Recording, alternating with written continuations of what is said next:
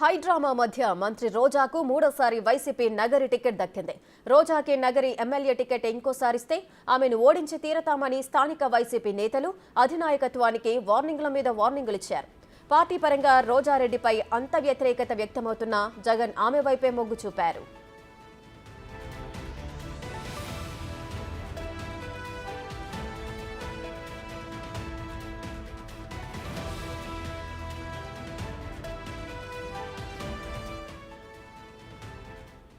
అసమ్మతి వర్గాన్ని తాడేపల్లికి పిలిపించి మాట్లాడారు జగన్. కేజే కుమార్తో చర్చలు ఫలించినా మిగతా నేతలతో ఇంకా చర్చలు కొనసాగుతున్నాయి. ఇవాళ కేజే కుమార్ ఇంటికి రోజా వెళ్లనున్నారు. ప్రస్తుతం రోజా అసమ్మతి వర్గాలు సైలెంట్ గా కనిపిస్తున్నా వారి యాక్షన్ ప్లాన్ ఏంటో ఎవరికీ అంతుపట్టడం లేదు.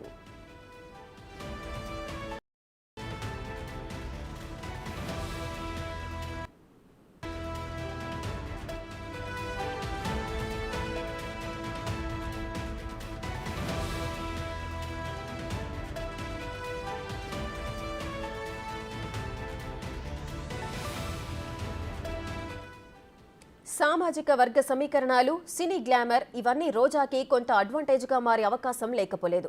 అయితే సొంత పార్టీలో వ్యతిరేకత నుంచి తప్పించుకోవడం అంత తేలిక కాదు రోజాకి. కానీ ఏదో మ్యాజిక్ జరుగుతుందన్న ధీమా అయితే రోజాలో కనిపిస్తోంది. ఆ మ్యాజిక్ వర్కౌట్ అయితే రోజా హ్యాట్రిక్ కొట్టినట్లే.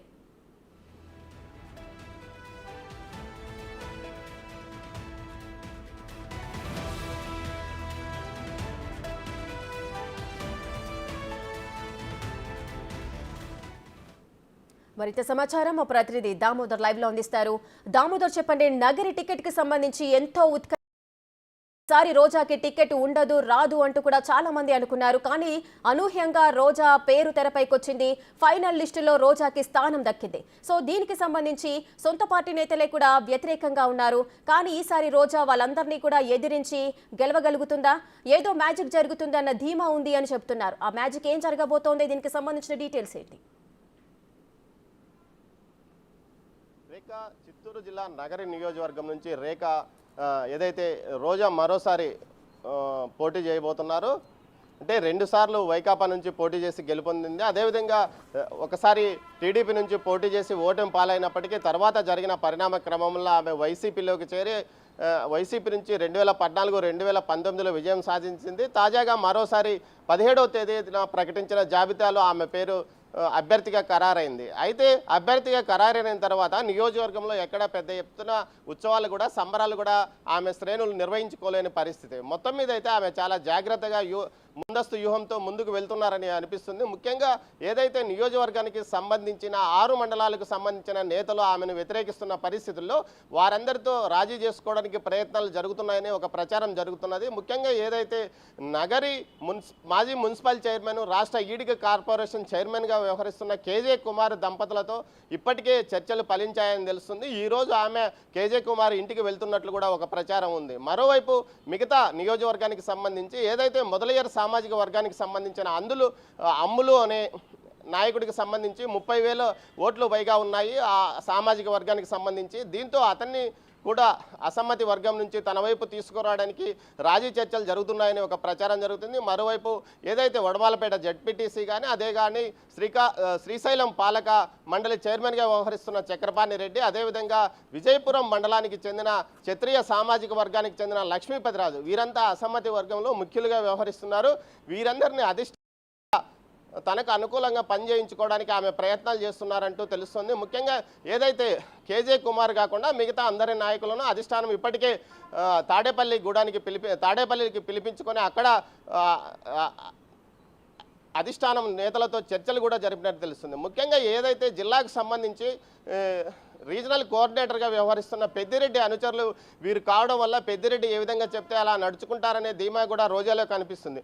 ముఖ్యంగా ఏదైతే పెద్దిరెడ్డికి సంబంధించి రీజనల్ కోఆర్డినేటర్గా వ్యవహరిస్తున్న జిల్లాల్లో గెలుపు బాధ్యతను ఆయన మీద జగన్ వేసిన నేపథ్యంలో ఖచ్చితంగా తన విజయానికి పెద్దిరెడ్డి ఖచ్చితంగా పనిచేస్తాడు, అందువల్ల తన గెలుపు ఖచ్చితంగా ఉంటుందంటూ కూడా ధీమా వ్యక్తం చేస్తున్నారు అటు రోజా వర్గీయులు. మరోవైపు తనదైన రీతిలో అసమ్మతి వర్గీయులను మచ్చిక చేసుకోవడానికి ప్రయత్నాలు కొనసాగిస్తున్నారని తెలుస్తుంది. ఇందుకోసం అవసరమైతే కొంత ఆర్థికంగా కూడా వారికి వెసులుబాటు కల్పించడానికి కూడా సిద్ధంగా ఉన్నట్లు ఒక సంకేతాలు పంపినట్లు తెలుస్తుంది. మొత్తం మీద అయితే ఎన్నికల ప్రచారం మరి 2 రోజుల తర్వాత ప్రారంభించే అవకాశం ఉంది. ముఖ్యంగా ఎన్నికల ప్రచారానికి సంబంధించి అనుమతులు తీసుకోవడంలో కొంత జాప్యం జరుగుతుంది. అనుమతులు తీసుకున్న తర్వాత ఇక నేరుగా ప్రజల్లోకి వెళ్ళి ప్రచార కార్యక్రమాన్ని కొనసాగిస్తామని చెప్తున్నారు. మరోవైపు ఏదైతే ఎన్నికలకు సంబంధించి 55 రోజుల పాటు సమయం రైట్ దామోదర్, అయితే రోజాకి ఈసారి ఎన్నికల్లో టికెట్ ఇస్తే మాత్రము ఊరుకునేది లేదు, ఓ రోజాని ఎలాగైనా కూడా ఓడించి తీరుతామంటూ కూడా శపథాలు చేసి వార్నింగ్లు ఇచ్చిన అసంతృప్త నేతలంతా టికెట్ కన్ఫర్మ్ గానీ ఒకేసారి అంతా సైలెంట్ అయిపోయారు. అంటే ఒకప్పుడు అంత రైజింగ్ గా ఉన్న వీళ్ళు ఇప్పుడు సైలెంట్ గా ఉండడానికి కారణాలేంటి? ఒకవేళ ఎన్నికల ప్రచారానికి సంబంధించి రోజాతో వాళ్ళంతా కలిసి వెళ్ళే అవకాశాలు ఉంటాయా?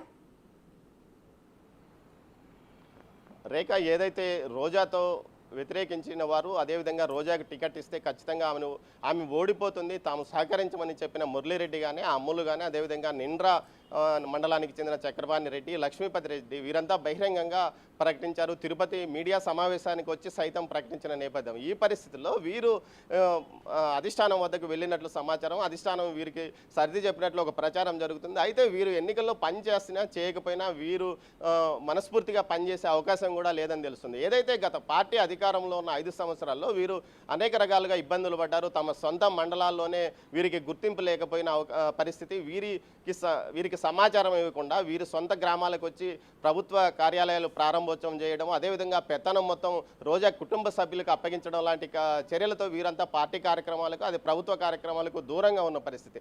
ఏదైతే 10 సంవత్సరాల పాటు పార్టీ కోసం కష్టపడి పనిచేసిన తమను పార్టీకి దూరంగా పెట్టారంటూ కూడా వీరు ఆగ్రహం చెందుతున్న నేపథ్యంలో పెద్దిరెడ్డి ద్వారా వీరిని ఒక దారికి తెచ్చుకోవడానికి అటు అధిష్టానం కానీ ఇటు రోజా కానీ ప్రయత్నిస్తుంది. ముఖ్యంగా పెద్దిరెడ్డికి సంబంధించి గతంలో ఏదైతే తిరుపతి జిల్లా కోఆర్డినేటర్గా ఆయన లేరు, తాజాగా విజయసాయిరెడ్డిని అక్కడ తప్పించి తిరుపతి జిల్లాను పూర్తిగా పెద్దిరెడ్డి కనుసన్నల్లో ఉంచిన నేపథ్యంలో ఇప్పుడు పెద్దిరెడ్డికి ఖచ్చితంగా అక్కడ రోజాను గెలిపించాల్సిన బాధ్యత కూడా ఉంది. ఈ నేపథ్యంలో పెద్దిరెడ్డి ఖచ్చితంగా సహకరించి వారిని ఆదేశించి తనకు అనుకూలంగా పనిచేసి ఇస్తాడంటూ కూడా రోజా వర్గం ఆలోచిస్తుంది. మొత్తం మీద అయితే తన గెలుపు ధీమా అన్నట్లు ఆమె అభిప్రాయం వ్యక్తం చేస్తుంది. దీనికి తోడు మరోవైపు ఏదైతే ముఖ్యంగా ఈ గాలి భానుప్రకాష్కు వ్యతిరేకంగా ఉన్న ఆయన కుటుంబ సభ్యులు ఆయనకు సహకరించారు కాబట్టి తన గెలుపు మరోసారి స్వల్ప మెజార్టీతోనైనా బయటపడతానని ఆమె భావిస్తుంది. Rekha. Right, thank you Damodar, thanks for the live details.